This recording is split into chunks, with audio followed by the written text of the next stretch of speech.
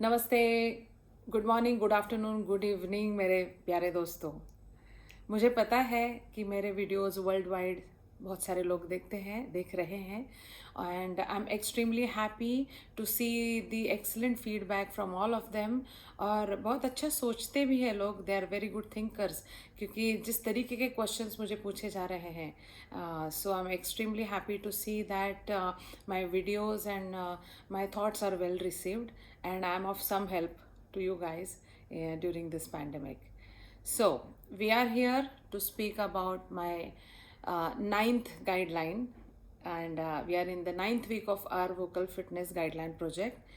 और मेरा गाइडलाइन मैंने जो लास्ट वीक नाइन्थ गाइडलाइन जो शेयर किया था वो ये था that let ragas be the boss and gayaki be the servant and not vice versa. And why so? That is because varied ragas help us keep vocal fitness, and probably गायकी may be ignorant in this manner. So क्या मतलब है इसका? अच्छा, इसके बारे में बोलने से पहले मैं बहुत सारे क्वेश्चंस जो आंसर कर पा रही हूँ वो वीडियोस के थ्रू फटाफट आंसर कर पा रही हूँ, कभी किसी का नाम लेके या ऐसे ही फिर भी कुछ क्वेश्चंस बचे हैं तो मैं उसकी एक अलग से श्रृंखला इसके साथ चला रही हूँ. And I am trying to answer as many questions as possible through my either my pictures or my write-ups or through my videos.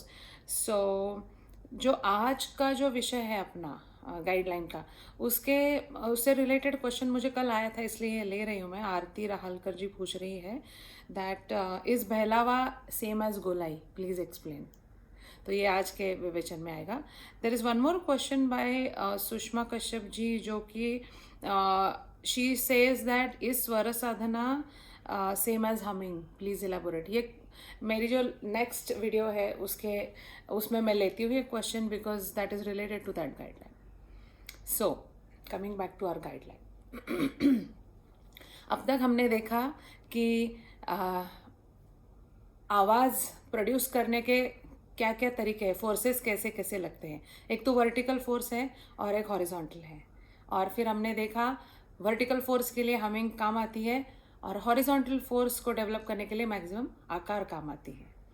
फिर हमने देखा कि गले के कौन कौन से तरीके हैं, veg by which you can use your voice. तो सबसे अहम तरीके हैं धक्का एंड गोलाई, जो बारी बारी हमारे प्रेजेंटेशन में आते हैं.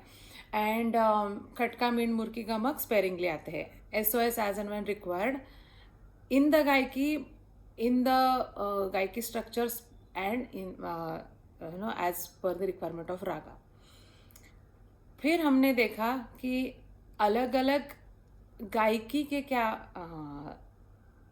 सेक्शंस होते हैं और हर गायकी का जो एक अपना सेक्शन है, जैसे आकार के आलाप है, बोल आलाप है, गमक है, सरगम है, तान है, बोल बाट है, तो बहलावे है. तो इन सब में जो गले के अंग हैं वो कैसे यूज़ आते हैं इसके बारे में हमने बात की.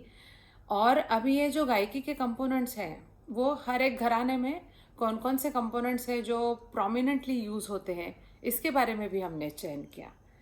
तो अभी ये जो गाइडलाइन है आज का, ये दर्शा रहा है कि अगर आपने इतनी सारी चीज़ें जो गले के एस्पेक्ट्स है, अभी मैंने जो क्विकली रिवाइज किए, इसके बारे में सोच रहे हो और आपका गला हर तरीके से फिट रखना चाह रहे हो, हर तरीके से निकोप आवाज़ लगाने की कोशिश में आप हो, और एक बाकायदा आप किसी घराने से तालीम ले रहे हो, तो we already know that vocal techniques का रियाज अलग है. हाँ, गायकी के अंगों का रियाज अलग है जिसमें वोकल टेक्निक्स काम आते हैं, ठीक है. और घराने का रियाज अलग है जिसमें गायकी के कोई अंग है जो प्रोमिनेंट है, वो बारी बारी यूज़ आते हैं, जिसमें अच्छे वोकल टेक्निक्स हो. ये ज़रूरी है, ये जिसके लिए हम लोग ये सब प्रपंच कर रहे हैं. सो अगर जयपुर घराना है फॉर एग्जांपल, तो उसमें आकार का प्रोमिनेंस ज़्यादा है और आकार के आलाप बहुत ज़्यादा है. बाकी भी है सब, तान है, बोलतान, ऐसा नहीं है, बट द मेन एलिमेंट जिससे वो गायकी का रोबस्टनेस या सौष्ठव दिखता है। पतियाला लो तो तनाइती भी है और सरगम का प्रयोग ज़्यादा है, जिससे वो गायकी की खूबसूरती निखर आती है। So on and so forth. Gwalior लो तो जिसमें रागों के चलन के लड़ी बनाते जाते हैं वो लोग, अलग अलग लय में वो घूमते हैं। और बहलावे भी उसमें बहुत सारे होते हैं। और गमक गाती है, गमक तो बहुत सारे लोग यूज़ करते हैं। So on and so forth. Agra लो तो काव्यात्मा और द पोएटिक कंटेंट, उसके बहाने वॉवल्स उसको ज़्यादा यूज़ करते हैं। So on and so fourth. So now अगर रागों के पॉइंट ऑफ व्यू से आप सोचना चालू करो तो सम रागाज लाइक से ललित या मारवा, एक एग्जाम्पल के तौर पे बता रही हूँ। ऐसे बहुत सारे और राग हैं।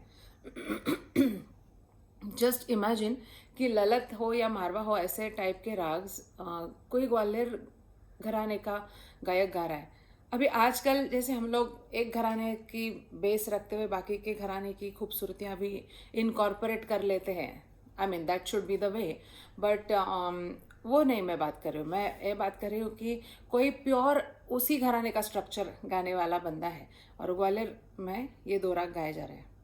नाउ इमेजिन ये दो राग जयपुर घराने में भी गाए जा रहे हैं, आगरा घराने में भी गाए जा रहे हैं, पटियाला में भी गाए जा रहे हैं, अलग अलग घरानों में भी, और किराना वाले भी ये लोग गा रहे हैं। तो सब अपनी अपनी गायकी के अंगों के हिसाब से उसमें खूबसूरती की वृद्धि करेंगे। लेकिन फिर ऐसे क्यों होता है कि फलाना फलाना राग ये घराने का है, ये राग ये घराने का है, ऐसे क्यों बोलते हैं हम लोग? वो इसलिए क्योंकि जैसे मैंने अभी जिक्र किया, मारवा हो या ललित हो, ये जो राग है इनको स्कैटर्ड गाना पड़ता है। मतलब क्या है कि उसके जो आलाप बनते हैं उसमें उसके जो आलाप बन रहे हैं उसमें बहुत कॉम्पैक्ट कंडेंस फॉर्म में, जिसमें बहुत सारे सुर एक आलाप में आ रहे हैं, इसका मज़ा नहीं आएगा। जिस किसी गायकी में सिंपल डिस्क्रीट स्वर लगाए जा रहे हैं आलाप में बहुत सारा टाइम इनिशियली, और दो स्वरों के बीच में बड़े बड़े गैप्स हैं, ठहराव ज़्यादा है स्वरों के ऊपर, सच काइंड ऑफ अ गायकी, रामपुर सहसवान, किराना फॉर एग्जाम्पल, है ना।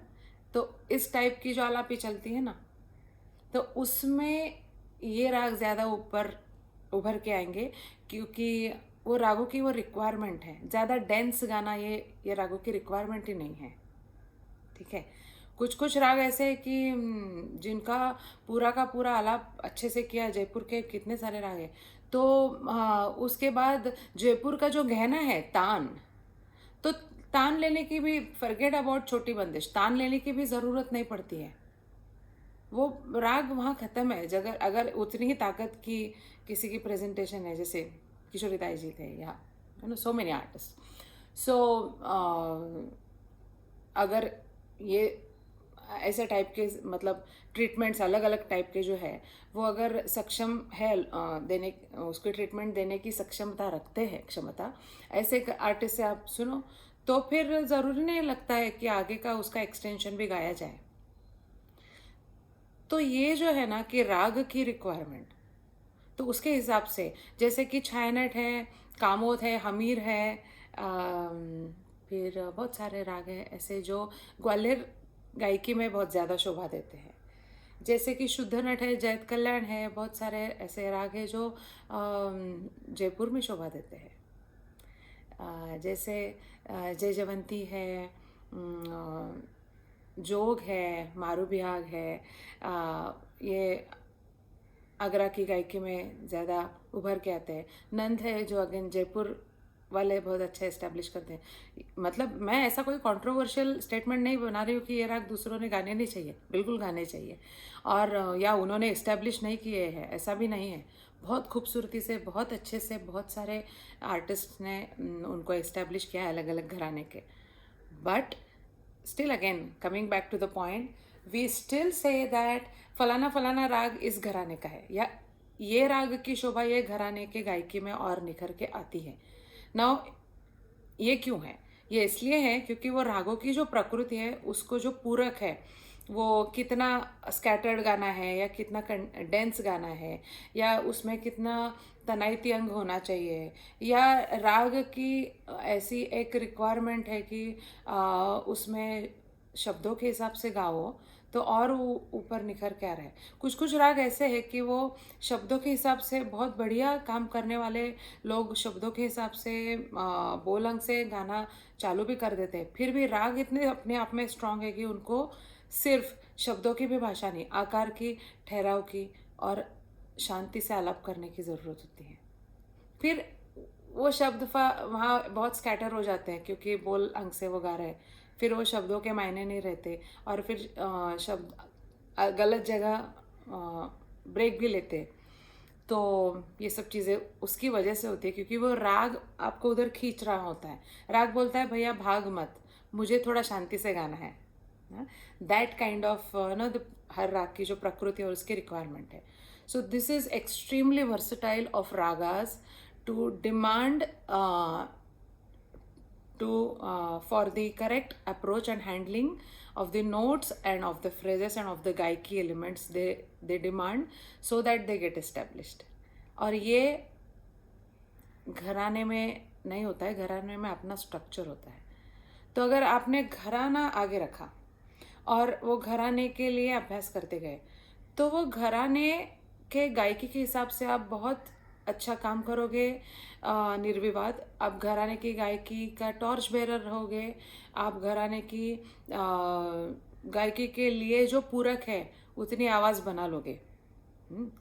लेकिन कुछ कुछ राग हैं जिनको न्याय देते टाइम अंदर से हर एक म्यूजिशियन के अंदर घराने का टॉर्च बेरर के भी अंदर एक कलाकार होता है, और वो राग जब एक होने लगते हैं तो अपने आप में अंदर द्वंद्व चालू हो जाता है, और वो राग कलाकार को पूछता है कि भैया आप ये जो डिसिप्लिन से सीखे हो ये ठीक है, लेकिन मुझे ये ट्रीटमेंट चाहिए। अब वो अगर हमारे पास वो ट्रीटमेंट है, उसकी mental, emotional, spiritual and physical capacity हमने बनाई है, बहुत डिस्क्रीट गाने की भी, बहुत डेंस गाने की भी, या लयकारी करने की भी, या जो भी है, मतलब तो ही हम लोग वो टाइम वो राग को और उसकी प्रकृति को न्याय दे पाएंगे।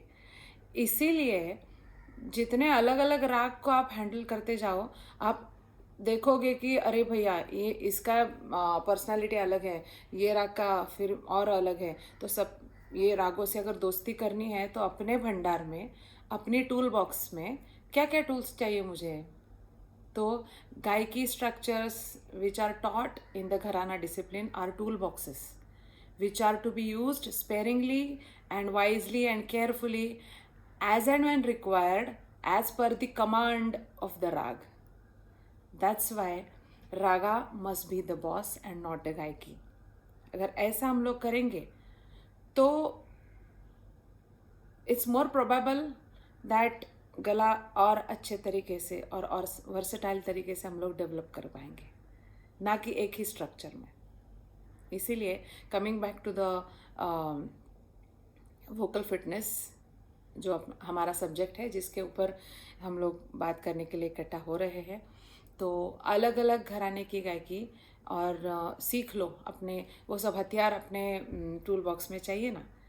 घराना ना मानो, डिसिप्लिन ना मानो तो देर इज़ नो फन, क्योंकि हम कौन से घर में जन्मे हैं, कौन से रिलीजन में, कौन से कास्ट, क्रीड, हमारे घर के संस्कार क्या है, हमारी परवरिश कैसे हुई, और हम एज अ पर्सन हमारे डीएनए में हम लोग कैसे ढले हैं, इस सब का मिलकर एक रसायन होता है हमारी personality. So same is the thing for your personality of your ख्याल। सो मोर और लेस हर एक की अपनी ख्याल की पर्सनालिटी होती ही है। One cannot be so versatile. अगर करने जाओ तो it's very difficult, but it's not impossible. But फिर भी दूसरे घराने के जो राग है, कोई आम राग है जो सब घराने में शोभा देते, लेकिन उस राग को आज मुझे जयपुर से गाना है, या उसी यमन को आज मैं ग्वालियर से गाऊंगी, ऐसा भी इतनी भी ताकत रखने वाले आर्टिस्ट है गुणी ज्ञानी हमारे बीच में, तो वो सब चीज़ें वो क्यों कर पाते हैं? या मैं इस किराना का ट्रीटमेंट देके बहुत चैन के साथ यमन गाऊंगी, ऐसे भी this is also one probability of handling ragas. So राग हमको बहुत सारी चीज़ें सिखाते हैं. उनको हैंडल करने की, उनसे दोस्ती करने की क्षमता बढ़ाने के लिए अलग अलग घराने की गायकी सीखनी चाहिए, ना वो घराने की गायकी का टॉर्च आगे लेके जाने के लिए. मतलब वो जो लेके जा रहे हैं वो अच्छी बात है, अच्छा कर रहे हैं, but if you are in a quest of finding your voice, और अगर आपकी वॉइस, उसकी टोन, उसकी टोनल क्वालिटी, उससे निकला हुआ एब्स्ट्रैक्ट में, लेकिन जो निकल रहा है म्यूजिकल मीनिंग, और उससे क्या परिणाम हो रहा है, गायकी का नहीं, आपकी वॉइस का, इसके बारे में आप सजग हो, इसके बारे में आप विचार कर रहे हो, एंड इसके बारे में ही आपको प्रोमिनेंटली इस चीज़ को रख के आपका विकास करना है, ऐसी अगर आपकी सोच है तो डेफिनेटली लर्न, टेक गुड तालीम फ्रॉम एटलीस्ट 2-3 घरानाज, एंड उसके सब अपनी टूल बॉक्स रिच बना के रखो, and you should be able to handle the ragas and give them whichever treatment they need, they are demanding as and when required. तो वो जो क्वेश्चन मुझे जो पूछा गया था कि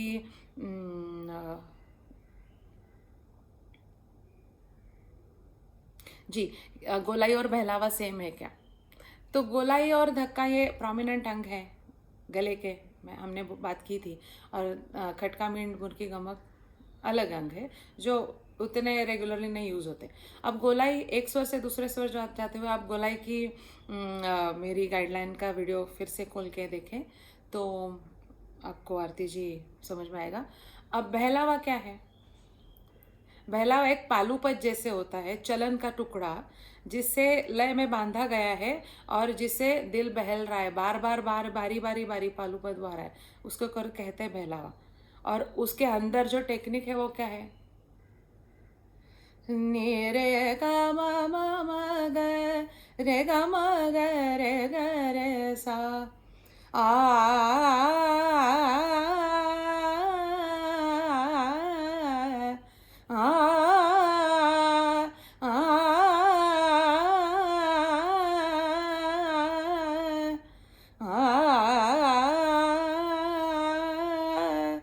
वो जो मैं कर रही हूँ वो बहलावा है, लेकिन उसमें टेक्निक क्या रहा है?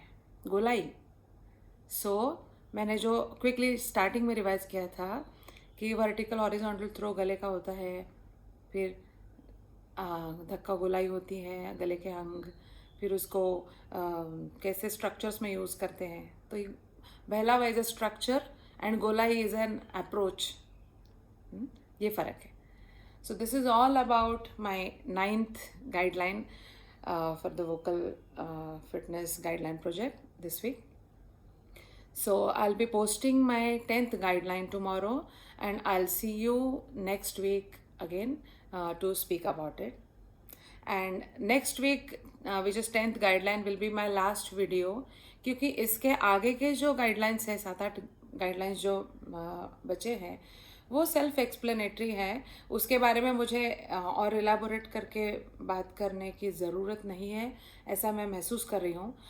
मुझे बहुत सारे इनबॉक्स में मैसेजेस आ रहे हैं that we are so addicted to your videos and please don't discontinue this series and please continue it till the last guideline. लेकिन मुझे नहीं लगता है कि इसकी कोई ज़रूरत है. सो सब अगर हमने बोल दिया तो फिर क्या बात बची?